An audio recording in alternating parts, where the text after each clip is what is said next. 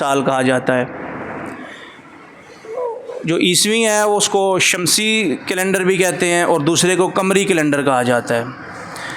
جو عیسوی کیلنڈر ہے جس میں جنوری، فروری، مارچ، اپریل جو ہمارے یہ مہینے چل رہے ہوتے ہیں، اس کا تعلق عیسائیوں کے ساتھ ہے. حضرت عیسیٰ علیہ الصلاۃ والسلام کی پیدائش سے ہے.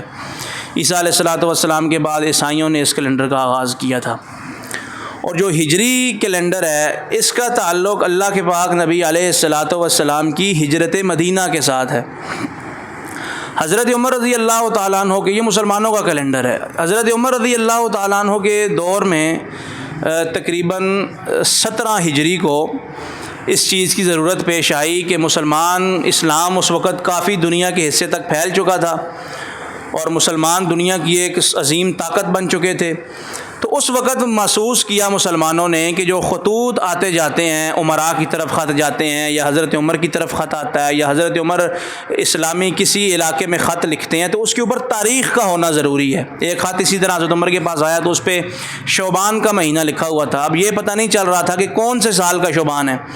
تو حضرت مغیرہ بن شعبہ، حضرت عبد الرحمن بن عوف رضی اللہ تعالیٰ، اس طرح جو کبار صحابہ تھے، تو انہوں نے مشورہ دیا کہ اے امیر المومنین، مسلمانوں کا کوئی کیلنڈر ہونا چاہیے تاکہ جو ہمارے خطوط آئیں جائیں اس کے اوپر تاریخ لکھی ہو.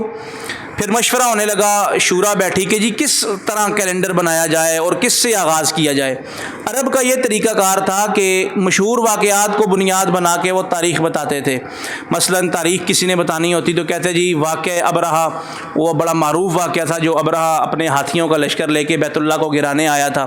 اس واقعے کو بنیاد بنا کے بتایا جاتا جی جو ابرہہ کا واقعہ تھا اس سے اتنے سال بعد یہ کام ہوا یا اس سے اتنے سال پہلے یہ کام ہوا.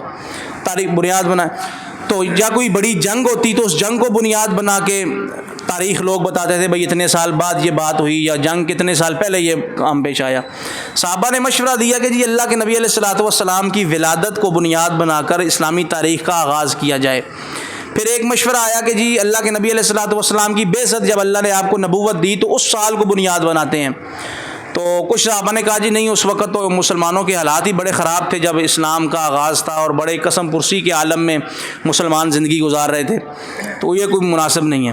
پھر ایک مشورہ آیا کہ اللہ کے نبی علیہ السلام نے جب ہجرت فرمائی ہے نا تو اس کو بنیاد بنا لیتے ہیں. تو اس وقت اس بات پہ اتفاق ہوا کیونکہ ہجرت مدینہ جو تھی وہ مسلمانوں کے حالات کے لیے ایک ٹرننگ پوائنٹ تھا. اس کے بعد ہجرت کے بعد اللہ تعالیٰ نے مسلمانوں کو طاقت دی، قوت دی، مسلمانوں کی ایک اسلامی ریاست کا قیام ہوا اور اس کے بعد پھر اسلام پھیلنے لگا، جنگیں ہوئیں، سارا جو عروج ملا ہے اسلام کو وہ ہجرت مدینہ کے بعد ہے. تو ہجرت مدینہ جو ہے وہ ایک روشن مینارہ تھا مسلمانوں کے لیے.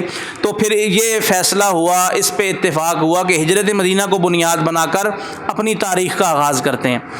اب پھر مسئلہ ہوا کہ کس مہینے سے آغاز کیا جائے کہ جی اللہ کے نبی علیہ الصلوۃ والسلام نے ہجرت تو ربیع الاول میں فرمائی ہے اور آپ نے ہجرت کا ارادہ جو ہے وہ ذی الحج میں آپ کر چکے تھے. جب حج کے دنوں میں لوگ حجاج آئے، مدینہ سے بھی لوگ آئے مکہ مکرمہ میں، تو اہل مدینہ نے آپ کو دعوت دی کہ آپ ہمارے پاس مدینہ منورہ یثرب میں تشریف لے آئیں، یہاں آپ کے حالات تنگ ہیں تو وہاں آپ کے لیے آسانی ہوگی، دعوت کے لیے حالات سازگار ہوں گے، تو آپ ہمارے یہاں آ جائیں.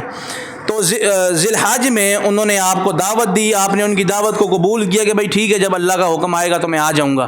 اور ربیع الاول میں آپ نے ہجرت فرمائی. ذی الحجہ میں ارادہ کر چکے تھے، لہٰذا ذی الحج کے بعد محرم کا مہینہ ہے تو محرم سے اسلامی کیلنڈر کا آغاز ہو گیا.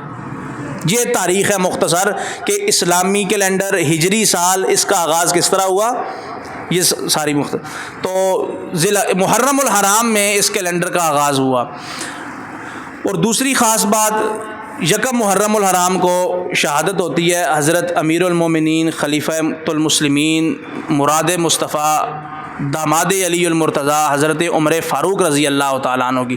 محرم کے حوالے سے بہت ساری باتیں ہمارے معاشرے کے اندر اور بہت ساری رسوم و رواج ہمارے معاشرے کے اندر رائج ہو چکی ہیں. اسلام کی آمد سے پہلے بھی لوگ محرم کا احترام کرتے تھے. اس کی وجہ یہ تھی کہ محرم حرمت والے مہینوں میں سے ہے نا. قرآن مجید میں اللہ تعالیٰ فرماتے ہیں کہ ان عدت الشہور عند اللہ 12 شہرا فی کتاب اللہ یوم خلق السماوات والارض منها 4 حرم، کہ جب سے اللہ نے زمین و آسمان بنائی ہے اس وقت سے سال کے 12 مہینے بنائے ہیں اور 4 مہینے ان میں حرمت والے ہیں.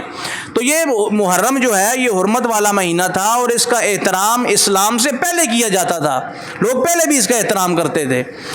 تو ہمارے یہاں جو ہے یہ اور طرف لوگ اس بات کو لے کے نکل گئے ہیں. بہرحال اس مہینے کی 1 تاریخ کو شہادت ہوتی ہے حضرت عمر فاروق رضی اللہ تعالیٰ عنہ کی.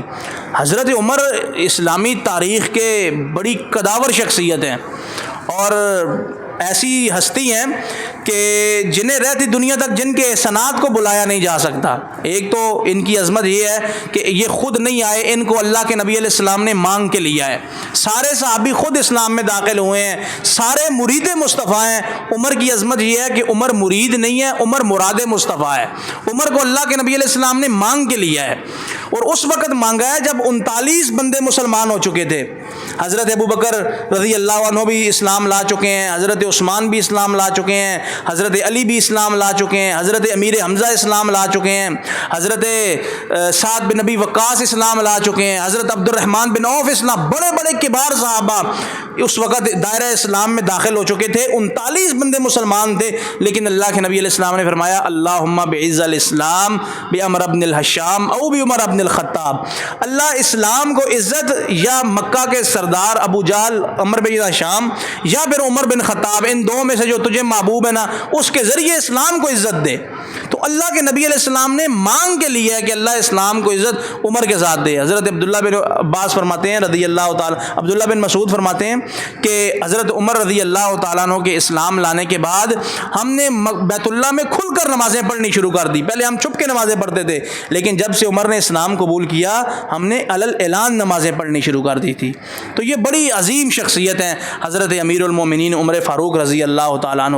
اور یہ وہ شخصیت ہے کہ جب یہ انہوں نے قرآن مجید میں کئی ایسے واقعات ہیں کہ انہوں نے اللہ کے نبی علیہ السلام کو مشورہ دیا، عمر کے مشورے پہ اللہ نے قرآن نازل کر دیا. حضرت امی عائشہ رضی اللہ تعالیٰ عنہ فرماتی ہیں کہ ہمارے صحن میں، میرے گھر میں، میرے حجرے میں قرآن نازل ہوا کرتا تھا لیکن عمر کے مشورے پہ نازل ہوتا. حضرت عمر فرمانے لگے اللہ کے نبی یہ مقام ابراہیم ہے، میرا دل کرتا ہے یہاں 2 نفل پڑھنے چاہیے. تو فرمایا جی دل تو میرا بھی کرتا ہے، ٹھیک ہے. اسی وقت اللہ نے جبریل بھیجا واتخذوا من مقام ابراہیم مصلی، میرے پیغمبر مقام ابراہیم کو سجدہ مصلی بنائے اور یہاں 2 نفل پڑھیں، اپنے امتیوں کو بھی کہہ دیں.